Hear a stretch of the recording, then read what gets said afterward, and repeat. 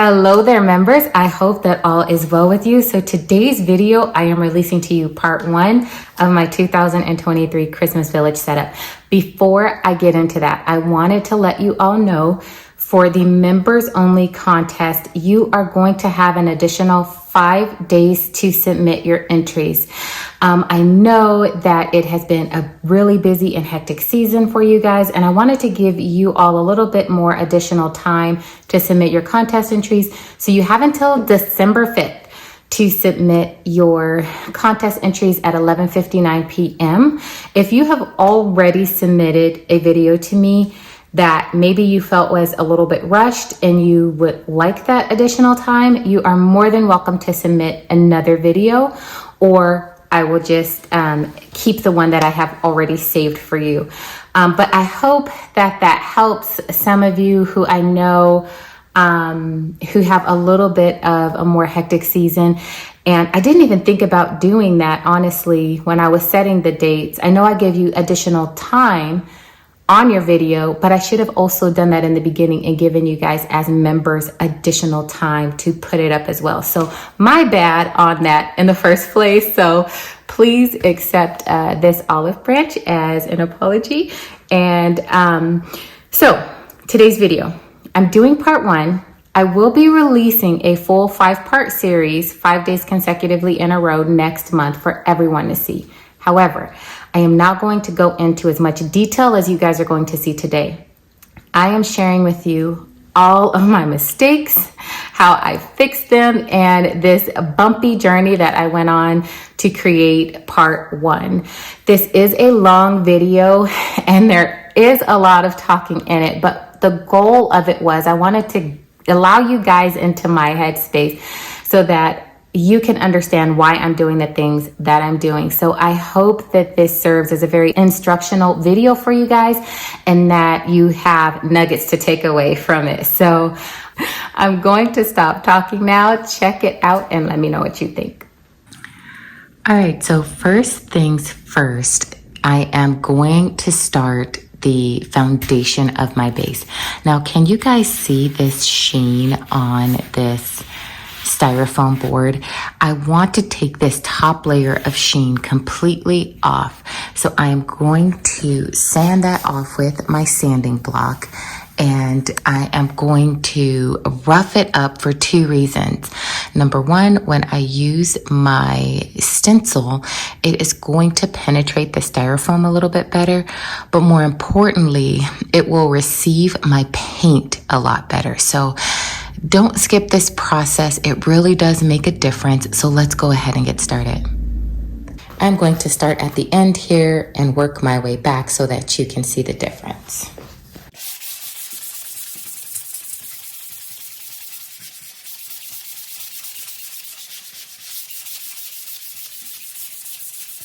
You can now see the difference from this side to this side. This first layer has been completely roughed up. You can actually see it all over my hands.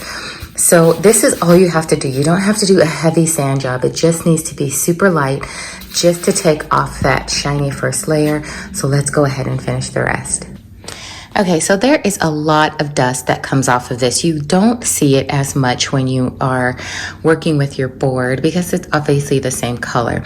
But if you look at yourself, you will see how much dust is left on there. So for that reason, make sure before you start sanding your styrofoam to wear a proper respirator mask and to also vacuum up all the dust once you're done. I'm going to be using this roller here.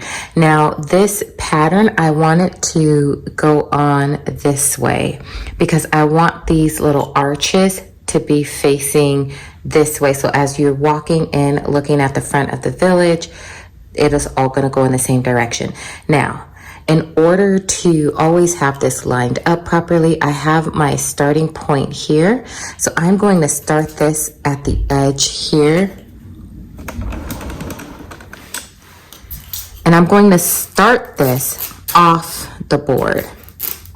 And you can see my little line here is lining up at the edge of the board.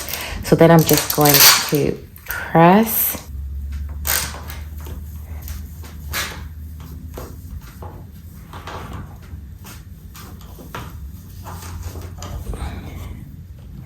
So you can see how my pattern is going up in the same direction. Now I am going to just pick this up and keep going down the line, but I'm going to always start at the edge down here.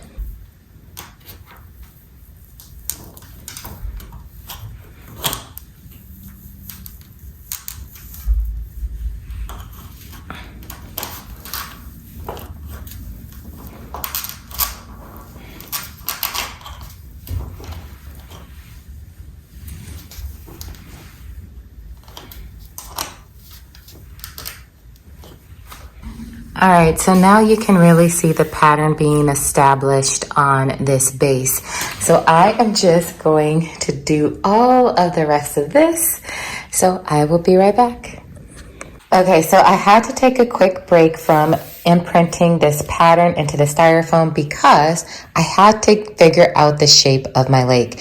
So I taped 4 pieces of paper together, sketched out a shape that I am roughly okay with. So now that I have my shape, I'm going to continue to press this on. And now I will be able to bring this all the way up into these tight spots and then stop so that I'm not going into the lake area, because I don't want the imprint of this to be underneath my lake surface. So now I have a good idea where to stop. Okay, so for those of you who do not already know, I always start my paint jobs with the black wash, and I have mixed some black wash in this paint bucket. And what it is about 70% paint and 30% water. And then I just shake it up all together. And it's about that consistency. So it should drip off of your brush. And then I just saturate the base all the way through.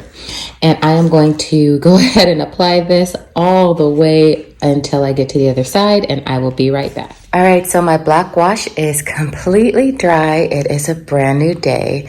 So now I'm going to go ahead and apply my first layer of gray paint.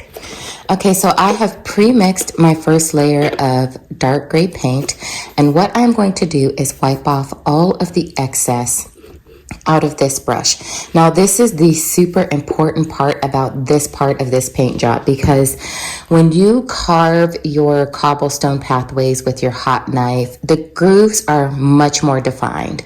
But when you are using this technique with the roller, the indentions are not very deep, so you do not want to use a lot of paint. You really want to dry brush this. So after I scraped all the excess paint off the side, I'm going to wipe off any excess onto the brush, and then I am going to keep my brush horizontal and slightly tilted at an angle, and then paint the top surface of this.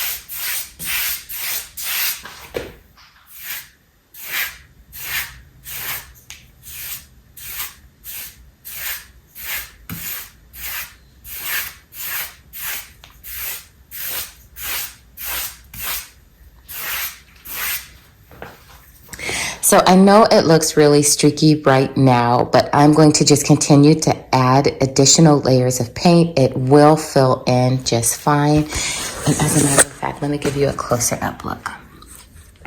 So I'm doing that so I could still keep all of the black on the interior of the joints, so that the gray just kind of lightly brushes the top surface of this. I do want this to look aged, and I want it to look distressed at the end of the day.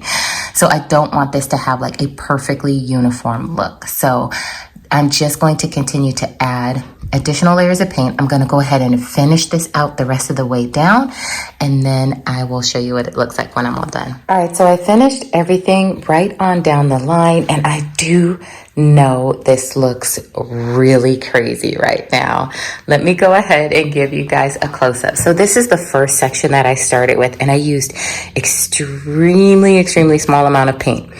As you can see, I moved over this way and I started adding a little bit more paint to this section without though still using a ton. I still kept the brush very light with paint, but I did need it to be a little bit darker than this section here. So I do know this looks crazy. I did not stay consistent with my brush strokes, and that was intentional because this is the under layer of the paint, and my hope is to create this really old, aged, antiqued look, so that by building each additional layer of paint, it will add character to all of these cobblestones layer by layer. So that is my goal.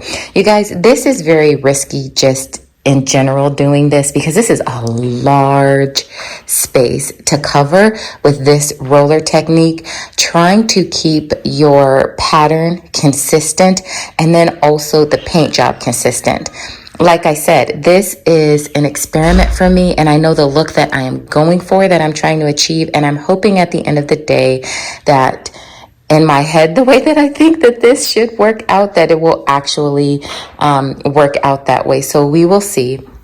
But you can see all of the texture in it, and especially where the paint hit a little bit heavier in certain spots, you can see how it's going to end up finishing out versus where there's like very little paint right in this area. So once I continue to just keep adding the layers of paint, I really do think it's gonna turn out fantastic. You guys, if this does not, I'm gonna scrap this whole idea and move on to something else.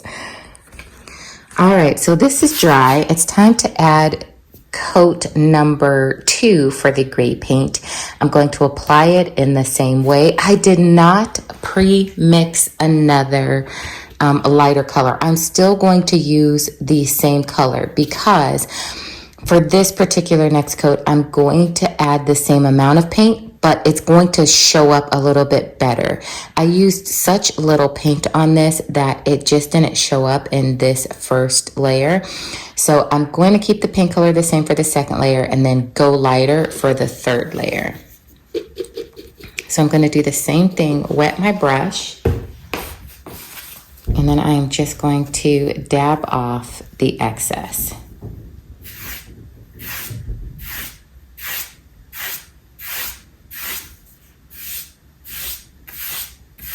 So you can see in here how this is already showing up lighter with the second coat than it did the first time around.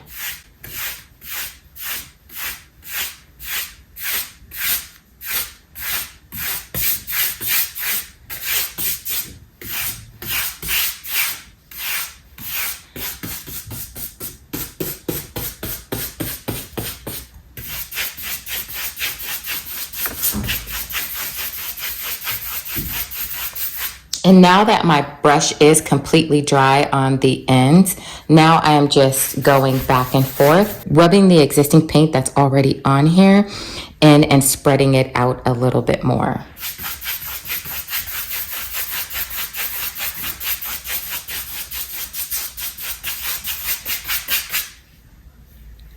Also, before I dip my brush back in the bucket again, I'm going to just pick up, when I'm ready to do my next area, the excess paint off of the napkin and then move into doing the next area. It didn't give me much paint, so now I can go ahead and blend.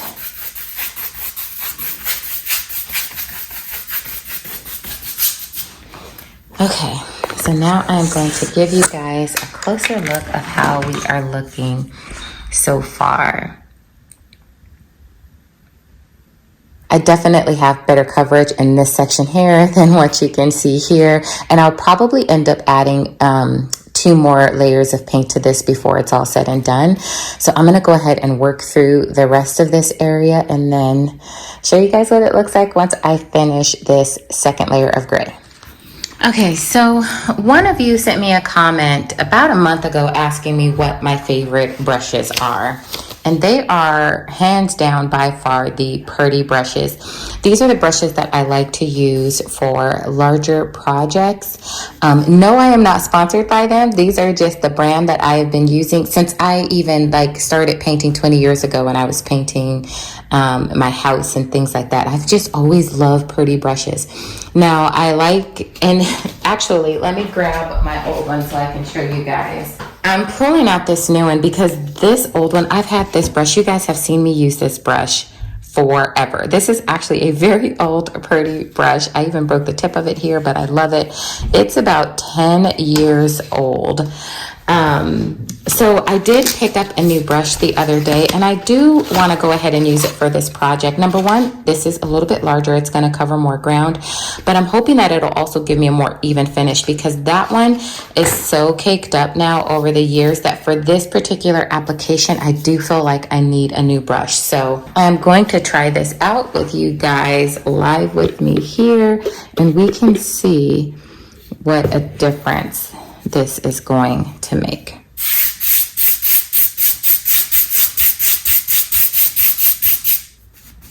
It's still kind of applying the same. I mean, it is going on a little bit smoother, but it's not actually making that much of a big difference. So that's good to know because I wanted to see if it was my brush or not, and it's not. So I'm just gonna go ahead and keep continuing on down the line. All right, so we're starting to get somewhere. This is the second coat that's all dried. I'll back up and give you an overall look. It still looks crazy. You can still see a lot of swipes here and there. When you go up on it, you can see the texture and definition a little bit better. So this is the coat that I'm hoping to smooth a lot of that out. So I'm going to go ahead and mix a lighter color of gray paint.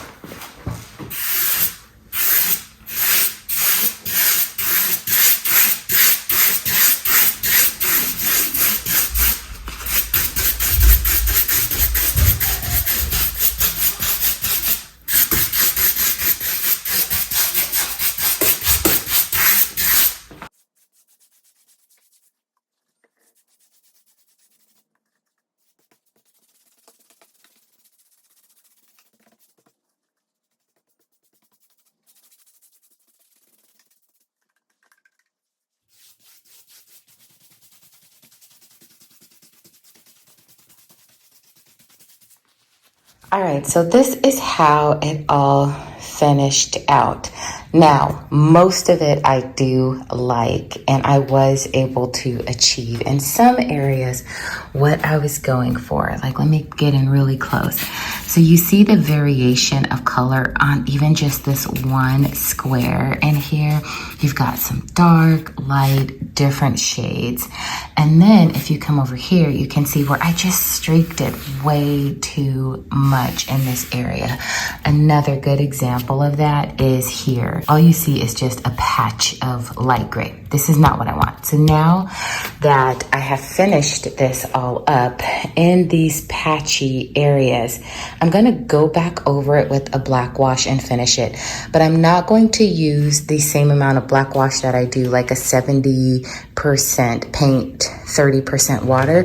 I'm going to flip it and do like 60% water, 40% paint, and really dilute it because I don't want it to alter the color too much, but I want it to seep into the cracks to recreate like the lines that are between each individual stone. All right, so I'm going to use this area right here as my test case since it is in the back, and there might be a building here anyway for me to try this little experiment on. Now I have my black wash mixed, and it is mixed with about 80% water and 20% paint. So it's mostly water, which is a little bit different from what I do. but I am just going to paint back over this little stripy area where I feel like there was just way too much light gray paint. And you can see how the grout lines within the stones where they meet, how they just filled in and reappeared. So what I'm going to do is let this sit and dry in this little test area. I'm going to see how it goes. If it does good, then I'm gonna lightly dry brush it with this lighter color gray of paint just to highlight some of those stones. And then I'm going to go ahead and fix my little patches throughout the rest of this. All right, so this is completely dry now. I am going to take a new dry brush, dab off all the excess paint, do a test spot back here. And now I'm going to lightly go over this and see if I can begin to blend this back together, because all of my black did stay in the cracks the way that I wanted to. So that is really exciting. So I'm going to slowly work to blend this back together.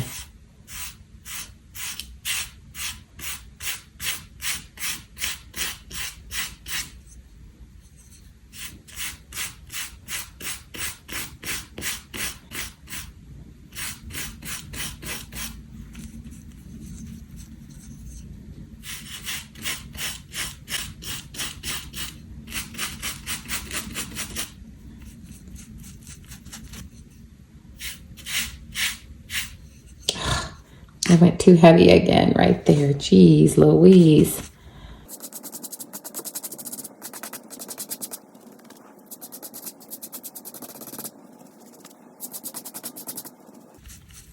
Now this is a very slow process. I am doing a little bit at a time, and I am not wetting my brush hardly at all because I don't want to have to do this again. So I am taking my time with this and blending this back all together.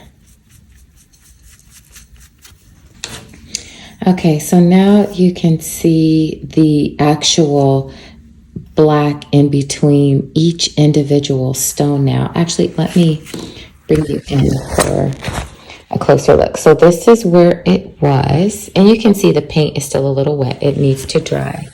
But when I bring you in, before it was just all light gray.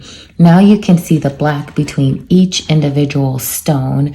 So I am going to go ahead and do some patchwork on the rest of this so that it doesn't look as blotchy. All right, so I went ahead and placed the buildings back on both sides of the board, mainly so that I can see how everything is fitting to scale with this center lake. I also needed to know like how far back the buildings go compared to the lake so that I can know how far forward I need to bring my next layer as I continue to layer this village upward. But also now I'm going to take a quick video of the way I have my rocks spaced. Now the reason I am doing this is because I really love this layout that I have here. I don't want to forget which rock went where. So this is going to serve as my memory tool so that I can go back and revisit this and place them exactly how I want. I do need to remove this paper from underneath and then put the silicone mat down and begin that process that I showed you guys in another video a few months ago. All right, so I've got my silicone mat down and my template back down, and I'm just going to begin to place these back around the way I had it.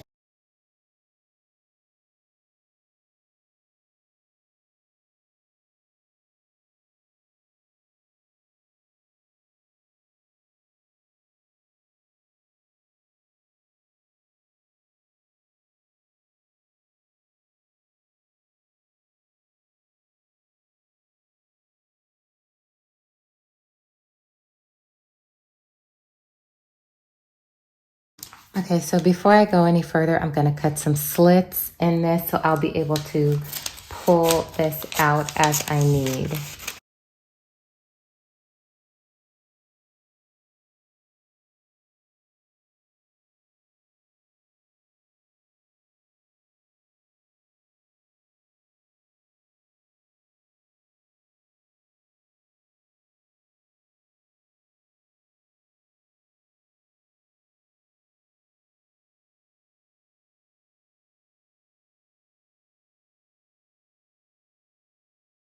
so now I can just easily take these, slide these back out and keep my shape.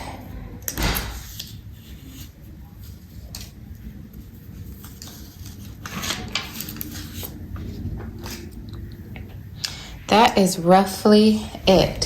So before I do anything, I'm going to look at the video that I just shot, make sure that I am close enough within the structure of this, and then go ahead and place these additional rocks that I had like in here back where I had them in the video. And you also definitely want to make sure you take out any of these types of particles from your mat. I have a towel here that I'm going to dust this off with and wet it down and wipe it so that none of the dust particles settle on this before I pour my resin. All right, so now that I got this mostly set, I am going to go in with my smallest rock first, and I am going to use this to fill in all of the cracks where the rocks meet. When I tried this for the first time a few weeks ago, I did notice that where I had more rocks piled up, I had a lot less leakage. Even though I only had 2 small spots that actually did leak out. It wasn't even a lot. But I do notice that it just better held where it had a little bit more of a barrier. So I'm going to go in and scatter my rock throughout, and especially focus on putting it in like these joints here.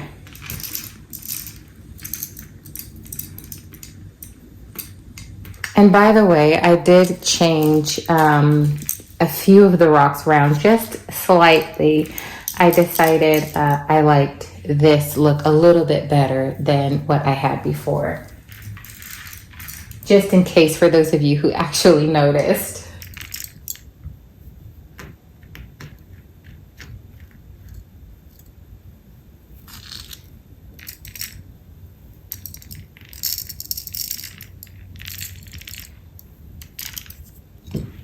So now I'm going in with my next larger size of rock, and I'm going to scatter this throughout as well.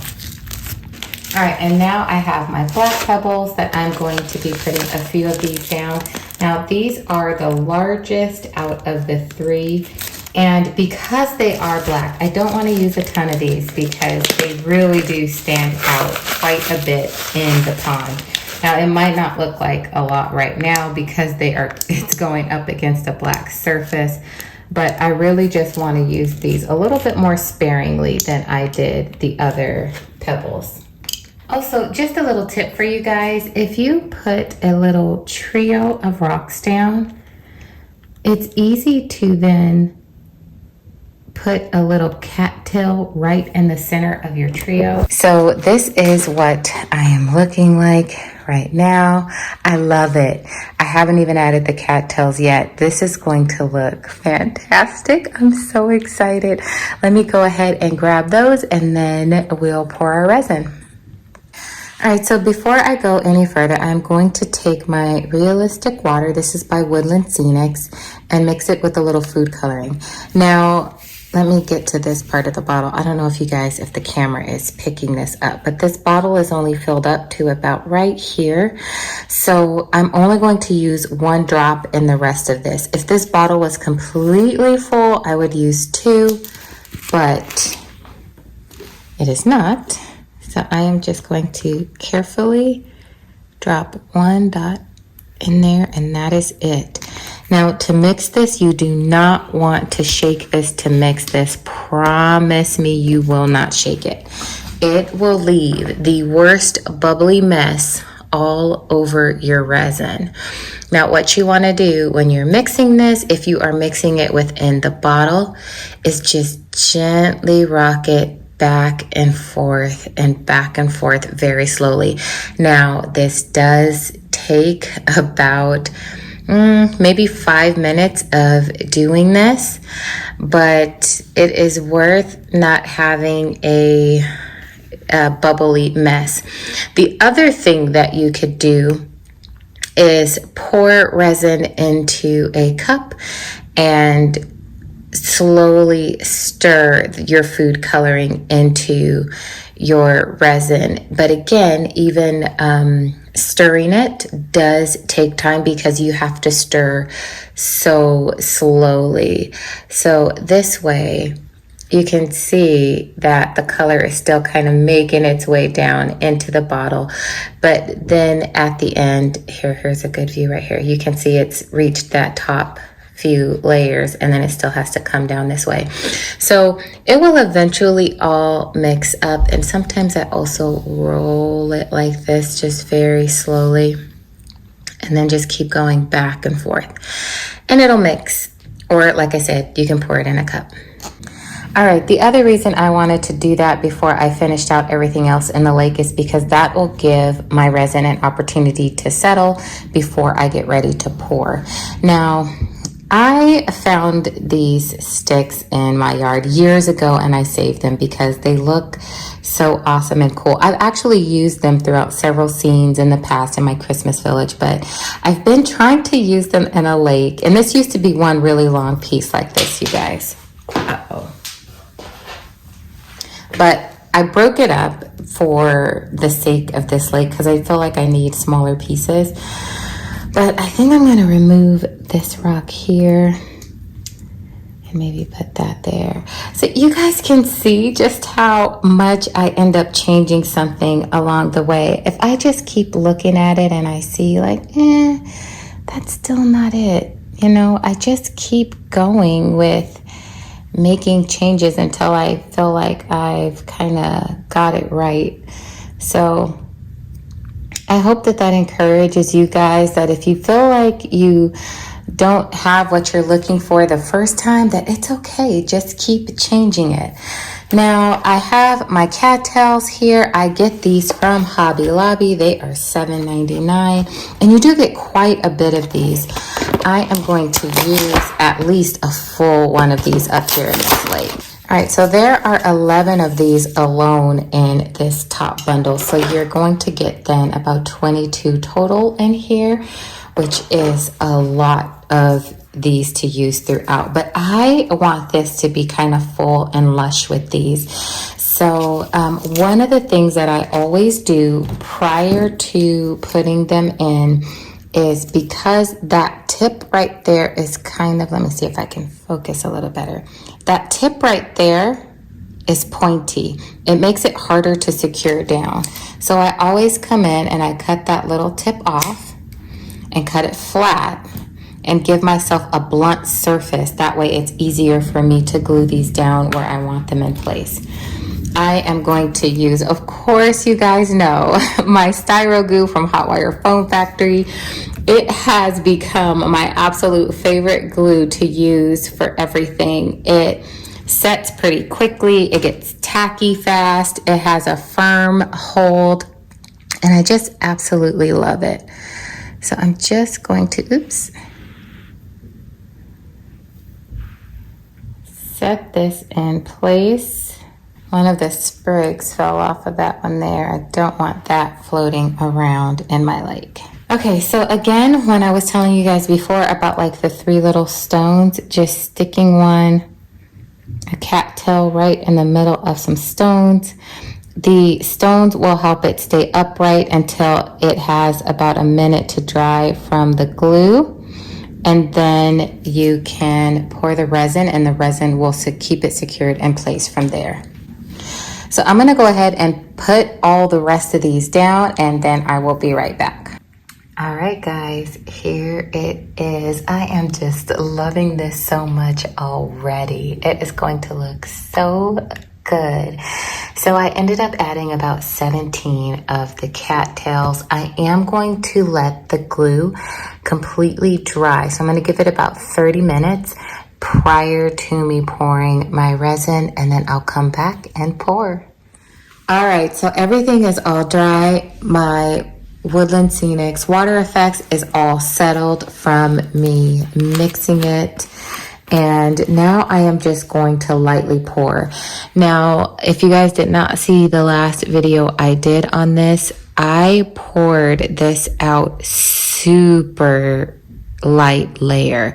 You can pour up to 1/8 of an inch at a time with the regular resin. Oops. I poured some on the rock and automatically I spilled some over here without it even pouring over there already. I'm gonna have to cut that off. But you can pour 1/8 of an inch at a time, and I'm not even pouring that thick for my first initial layer, because my first initial layer is just going to seal everything around the edges. So I am just going to continue to pour this super light. I also have a little dowel rod, and this I'm just using to close up any gaps in between, again, because I don't want the layers to be super thick.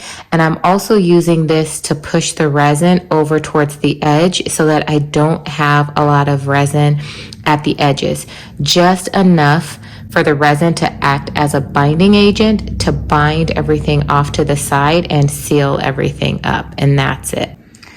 All right, so here we are. Everything is poured. One thing that I did want to show you guys, I did have this cattail was knocked over by the resin, as well as this one. So I propped them back up into place, and they're leaning on these two wooden dowel rods while they dry. The resin will secure them in place once it starts to firm up. So as soon as these are dry, I can remove these and they will be standing straight up. So if that does happen to you guys, you can get creative with your solution and maybe try something like that. But it is all poured, and I am going to let this set for about an hour, and I'm going to set my timer so I can come check back on it, because if one of these cattails falls over, then you want to be able to pick that thing up before it sets too firmly in place. All right, so here is an update. This is as far as everything spilled out over on the sides. It did come out a tiny bit right there as well, and then a little bit right here that you can see on this side, but not too bad. One issue that I did have is right here. So this thing ended up falling down flat. As you can see, it's covered in resin. When I tried to pull it out, you can see even where some of the fibers were still stuck in there, and it cracked. So I'm gonna go ahead and pour this again. I know that it's going to all solidify at the end of the day. I just don't know how much of this will end up showing through that top layer. So I'm gonna go ahead and try to work through pulling out the rest of these fibers here so that I can go ahead and do my second pour, because I do have it ready, and we'll see.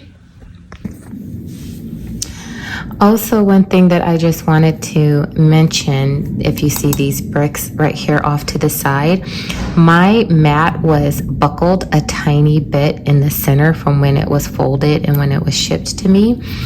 So if you guys have that problem, make sure that I just added the same weights to both sides to stretch the mat out so that the middle of my leg did not dry with that buckle in the center of it.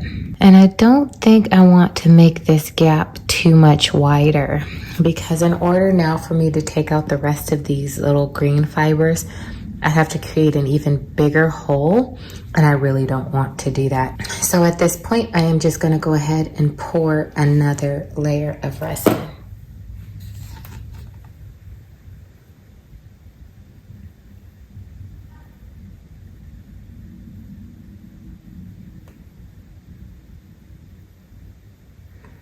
This one I am pouring a little bit thicker than I did the last one.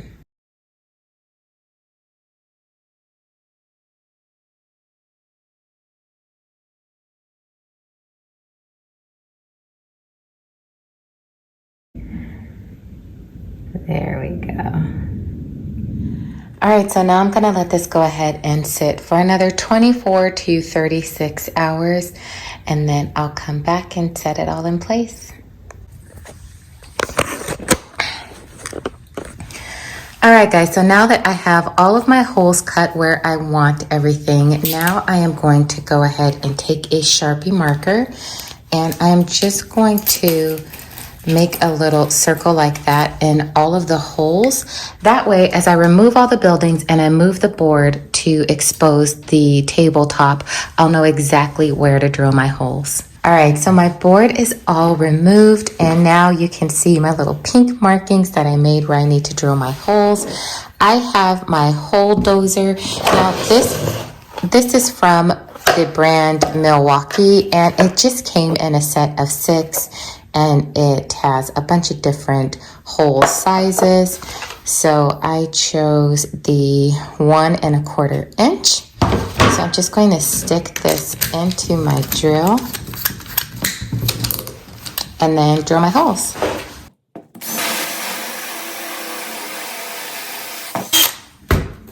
And now I've got a perfect hole to run all my cords through. All right, you guys, so I had some major drama yesterday. I could not find my roller to make this pattern. I had a different one that was a teeny tiny bit similar. So I tried to fill in this space with the pattern, but as you can see, it just didn't go as well as I would planned right here. However, we are by a lake. So this is going to be an easy fix for me where I wasn't able to get close to this blue line. I am just going to tuck some moss right here. I am not going to stress about this or worry when there are other solutions that I can just add on top. So what I'm going to do now is run my lights through, run my cords, and finally start placing these buildings. So I know you guys are seeing this video all in one day, but this has actually been like a 3-week process. It has taken me quite some time just to get to this point. So I am really excited to finally be here.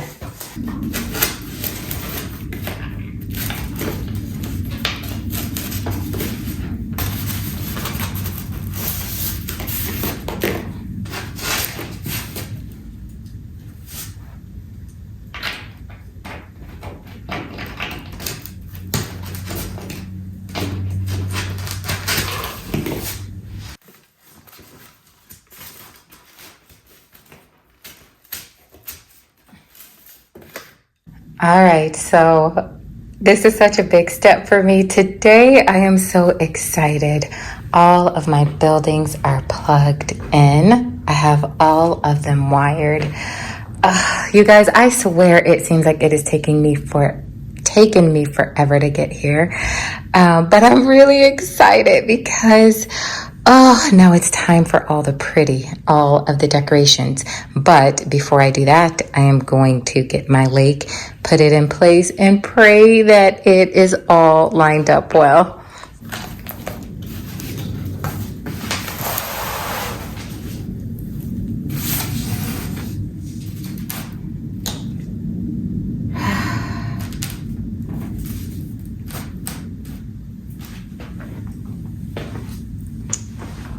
And it works. Oh my gosh, thank goodness. Well, let me not speak too fast because I still need to put down the bridge.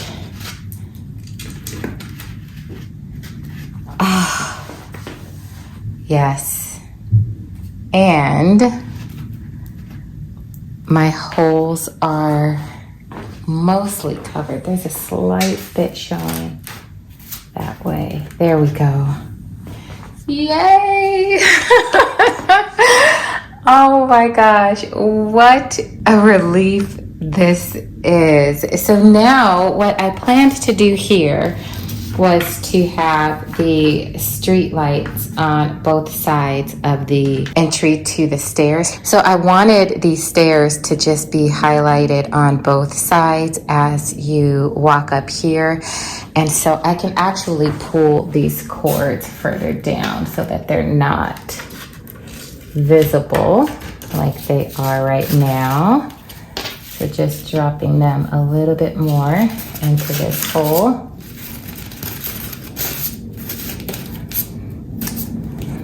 And I still have to take off the bottom of this styrofoam. Oh, that came off easy. That was from last year. All right, so I've got a floral pen, and you can pick these up from like Michael's, Hobby Lobby, any craft store really, Joann's. So I am going to see if I can squeeze this in on the side to keep these wires in place. Get some hot glue these down, and go from there. All right, here it is. All of them have been put in place. We are set. Oh, I am so excited. So before I decorate anything around in this area, what I want to do is get these two spaces decorated first, and I am going to start with my trees.